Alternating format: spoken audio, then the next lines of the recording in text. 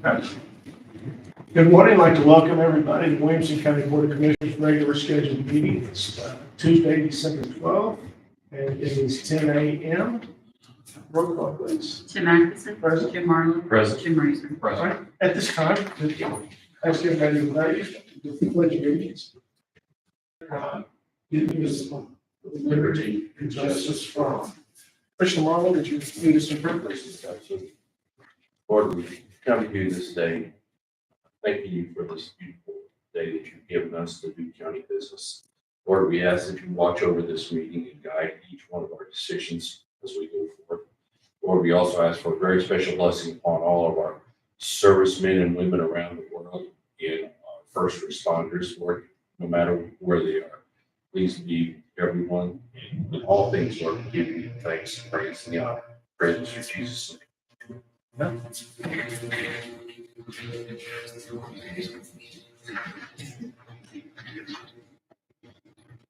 All right.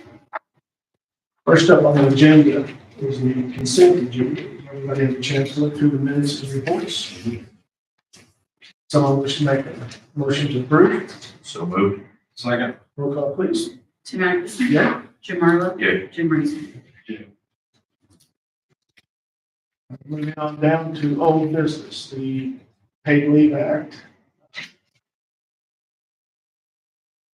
Red, what are we looking at? So the comment that I received back was from Commissioner Rager regarding his desire to make this 40 hours come out of the sick and basically put no restrictions on the use of sick time. Not create any new category of leave, et cetera. So that is an option. You guys provide more than 40 hours currently. So we just would need to wipe away the reason. Currently, a lot of the offices say more than 3 days, doctor's note, et cetera. So Right. we would have to do away with that policy. So you can do that in up to 40 hours. You can do it all of the hours. It really becomes a timekeeping nightmare to the group as to what you can keep up with. With what we have in union contracts, would that mean? So No, the union contracts are excluded until they renegotiate. So this is only for those employees that are part-time or those employees that are not, excluding those elected.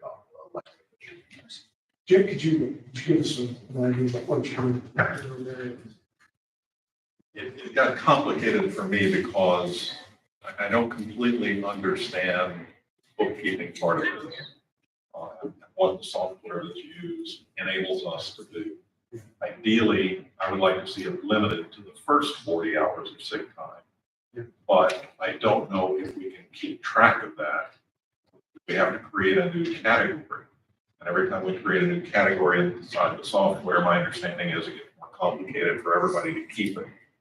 So just for the simplicity, I thought if we just make sick time available, then we satisfy all of it. Ultimately, I would like to limit it. I just don't know. The concern I got from HR was if we're ever audited, we have to show that we provided it. And again, in the another category, who's going to keep all of that? So if you make them all the hours, they could use it as they choose. And that covers us for the act. That's the way I understand it. That would cover you for the act. Yes, it just gets into the abuse issues that we've dealt with in the past. That's the problem. This is something, even if we went this direction, we could always modify it later on, couldn't we? You can, you just have to have something in place by January 1. Okay. Post everywhere what that policy is. When we have established, we found out we need to make a change later on. The union contracts still govern those areas. Yes, this does not impact the union contracts at all at this point. Okay. Are you going to change the name of what those days are called? Are they not going to be called sick days anymore? Or are they still going to be called sick days? I think they'll still be called sick days. You'll just reference that those sick days in the policy are intended to be in compliance with the paid leave for all workers. I just want to make sure it didn't. Yeah, no, I don't. And that was the other issue, if I might. There was a concern that we were taking away the ability to store sick days. And this stops that. If we just continue to call them sick days and just make them the paid leave days, the employees that wanted to store those aren't going to theoretically abuse them. That's the only complaint that I've received in that theory. I agree 100%, but then the response back from some has been, well, then I can't use my paid leave for all days.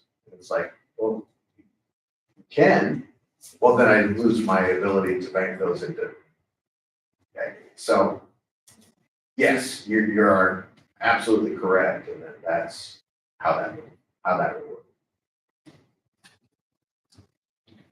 Okay, what about the rollover part of this? They already roll over. They already roll over, that they can only, since everything's listed as sick leave, as paid. Well, the problem that you're gonna have is the policy. Yeah. So the policy is going to eliminate the doctor's slip. So now if somebody has, for instance, 100 sick days in the bank, they've got 100 days that they really don't have to give notice or reason as to why they're taking.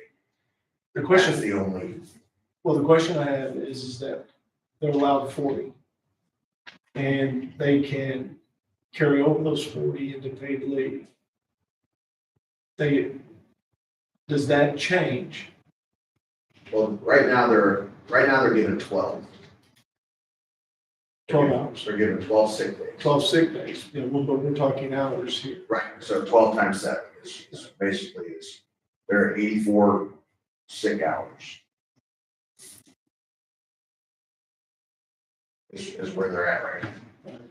So the question becomes. But all of those hours then become hours that they don't need If you change your policy, then your policy, what's being proposed is the policy is changed for all sick leave. for all of it. So somebody with 200 hours could theoretically just walk out. Well, they walk out, they still have to call, they still have to say that they're using it, Right. but they don't have to tell you why they're They using it. don't have to tell you. I mean, and the group that you're dealing with right now is not large, and you have to keep that in mind. You know, if we were rolling this out into all the union contracts, it becomes a different issue than you're dealing with, you know, a handful in the sheriff's department that are non-union, a handful here in this building that are non-union. You know, we've got Amanda's, you know, we've got some of those, but it's not the majority of the county. But that is one of the downsides of changing the sick leave use policy is anybody that has bank time, I don't know how you separate that and say, these hours were, and these hours weren't. That's why I asked Mr. Marlowe what you were thinking, Mr. Rizzo what you were thinking. And Well, back to, it's bookkeeping, right? it is, and I don't know which nightmare is worse. My recommendation would be to put the policy at 40 hours each year can be used without any note, et cetera. If the office holder is lackadaisical about keeping track of that and they don't care, then so be it. But it at least gives the office holders the ability to then hold the line if in fact they do have somebody that's abusing it. That would be my recommendation. Now, I understand it may be a bookkeeping nightmare. It may be one that they just don't do at all. But at least we've got the ability later to address an abusive issue. It's gonna be a bookkeeping matter. I'm just, I'm concerned, if we do this will be in every union contract in 4 years. Doesn't have to be. Yeah, I know. But that's 4 years, the things may change. Yeah, in 4 years, things may change. So I can agree with what Jim's saying, but I also kind of think that we should be at 40 hours. So I'm on the Well, I fence. would ultimately like to make it 40, I'm just hearing what the record keeping and the audit possibility, what could that mean to us? But Yeah. I'm with you that ultimately I would like to see it limited to the first 40 hours. But just pull it from sick time. Go from sick time. Go for sick time, first 40 hours, they can only carry over 40 hours, but they have to use that 40 hours in the next year. Is that our policy? Well, here's the other issue though. So currently sick time is accrued. Are we going to continue to accrue for full-time people, or are you gonna lump sum it at the beginning of the year? Because if it's accrued, then they have the ability to Carry over. but I guess in the long run, if you're allowing them to carry all the sick anyway, it doesn't matter. So, Yeah, because that was one of the issues, was the ability to accrue the sick. Right. We don't want to take that away. Maybe it wouldn't matter which direction we went on that. Yeah, okay.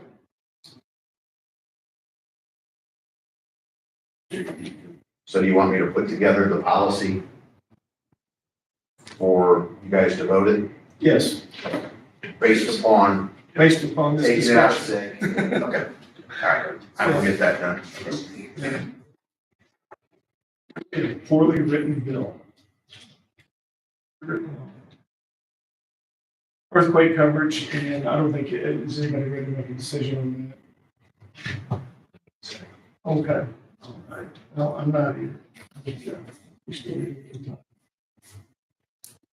And then Hope Trust Board member, we, at the last meeting, formally requested from the state's attorney to give us, to reach out to the Attorney General's office for an official opinion on that. That is ongoing. Any discussion about that? I will point out that the trust amended their bylaws beginning January 1 to allow anyone from the organizations to be on the board as opposed to only elected officials. So I was advised of that. All right, down to new business, the chairman selection. Every year we do this in the first meeting of the new fiscal year. Is there any nominations? I'll say, Tim, I think you did a tremendous job this past year.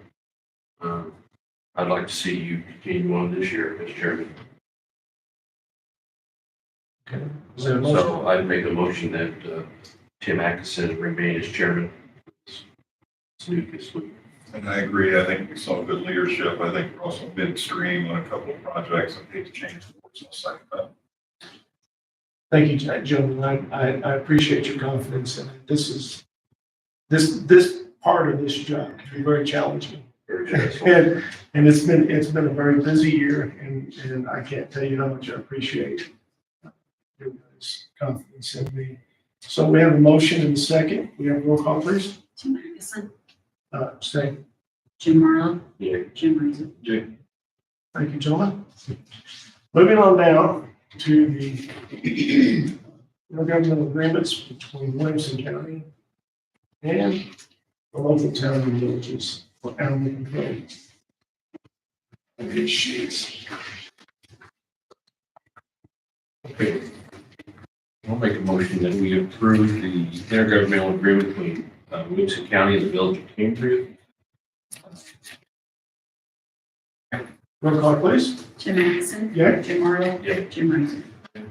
Motion that we approve the intergovernmental agreement between Williamson County and the Village of Stoneport. Second. Roll call, please. Tim Atkinson. Yeah. Jim Marlowe. Yeah. Jim Reason. I make a motion that we approve the animal control intergovernmental agreement between Williamson County and the City of Rio Springs. Second. Roll call, please. Tim Atkinson. Yeah. Jim Marlowe. Okay. Jim Reason. I'll make a motion that we approve the animal control intergovernmental agreement between Williamson County and the Village of Freeman Spur. Second. Roll call, please. Tim Atkinson. Yeah. Jim Marlowe. Yeah. Jim Reason. Make a motion, we approve the animal control intergovernmental agreement between Williamson County and the Village of Culp.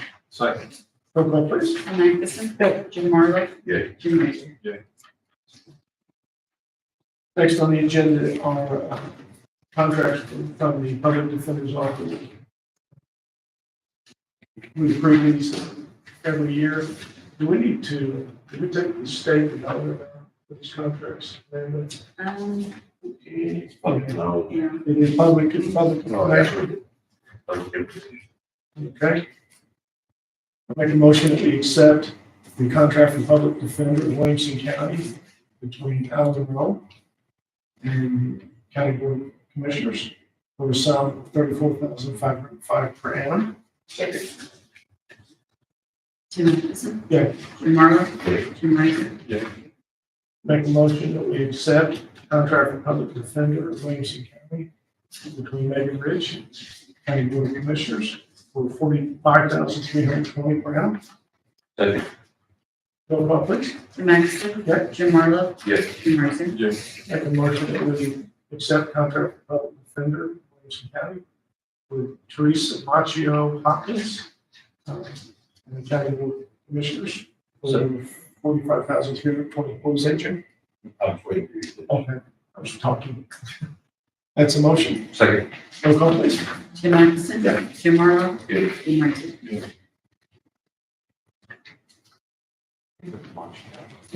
You know, I never, sometimes I said that was, I don't.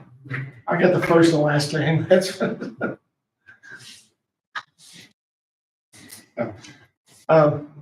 Next on the agenda are a couple of resolutions that we've got.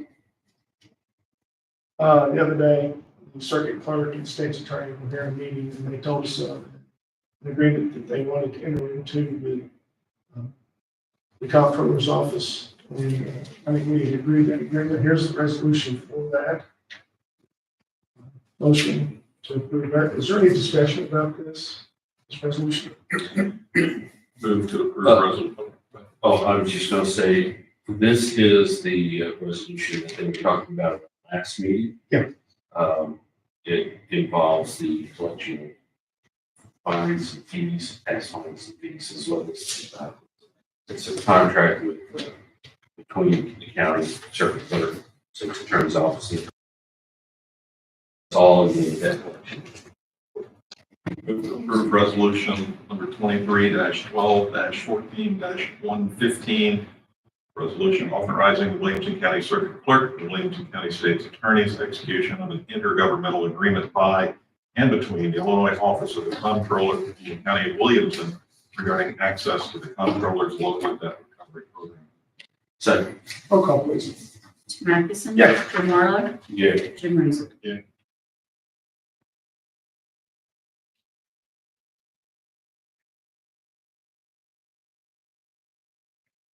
Down on committee and board appointments, we have three boards that need to have the appointments. The first one is Williamson County Emergency Telephone System Board, ETSB, and Williamson County Fire Department's Chief Jeremy Norris has been on that board sometime, long time, and has done an excellent job. And he's been asked to stay on the board by the members of the board. So motion to approve this resolution. So moved. Second. Roll call, please. We have to state the Let's state resolution. that, let's state Yeah, that. I'm sorry. yes, go ahead and say. I make a motion to approve resolution number 23-12-12-116. County Emergency Telephone System, board member Jeremy Lewis. Second. Roll call, please. Tim Anderson. Yes. Jim Marlowe. Yes. Jim Riser. The next board appointment that we have is for Greater Egypt Regional Planning and Development Commission. And this is for Alex Simpson, County Assessor. And Alex continues to want to be on that board. And I have a letter from Carrie Minnis, the Executive Director, recommending that Alex stay on that board. Motion to approve resolution number 23-12-12-117 that would lead to continue Alex Simpson's term on the Greater Egypt Development. Second. Roll call, please. Tim Atkinson. Yeah. Jim Marlowe. Yeah. Jim Rossi. Okay. And we have one last one. Williamson County Fire Protection District. We have a board member that has been a board member for many years. He has been an excellent board member. And it sounds like he's found the time to retire, and resign from this board. I thank him for his service. That was Gary Hill. I have a letter from the district requesting that Mr. Rodney Joe Hill will be appointed to fill in his term. Thanks.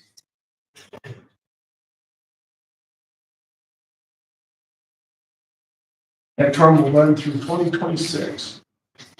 And Joe's term will start on February 1st, 2024.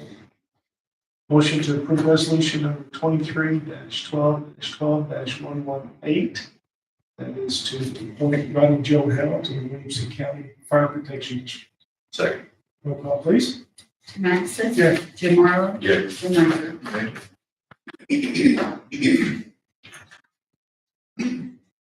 I do have a travel reimbursement, and actually this is a pre-approval.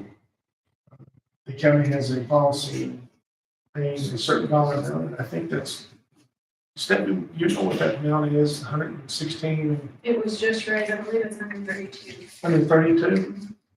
Okay, well, where Travis Henry, county highway engineer, is, where they're holding this conference, the rooms are actually $209.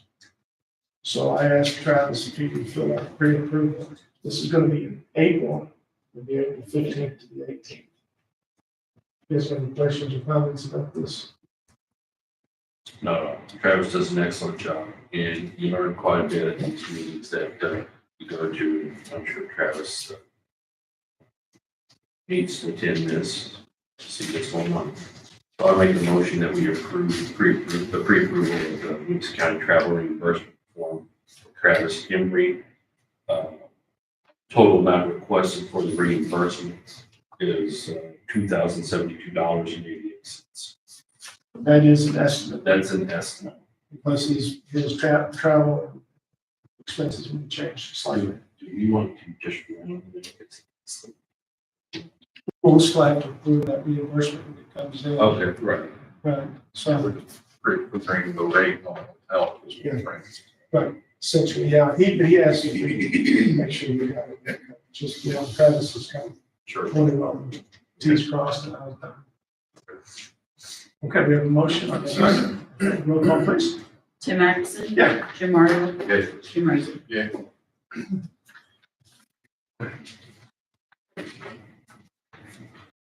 That's all I have for agenda items. Is there anything that anybody would like to talk about?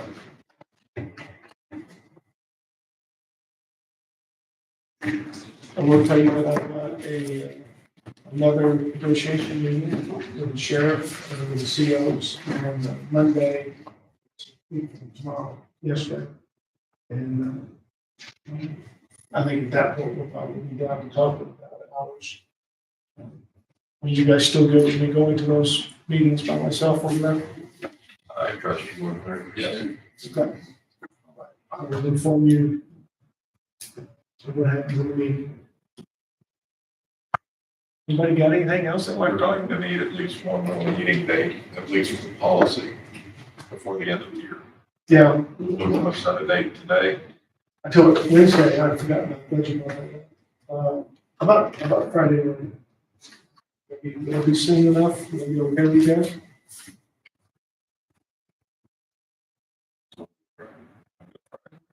Yeah, Friday morning, yeah, Friday morning, so Friday morning at 9? Okay, Stephanie, could you get that agenda put together for us on this? Was there anything else you needed to add to the agenda? Well, we have it there too. Yeah. Something comes up. Okay. Brett, does that give you time?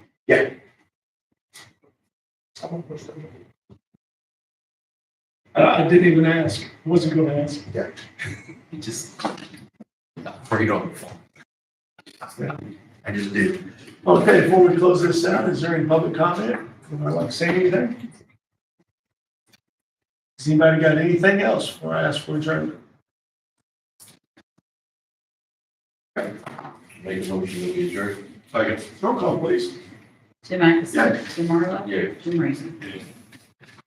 Thank you all. Appreciate it. Please grab a cup.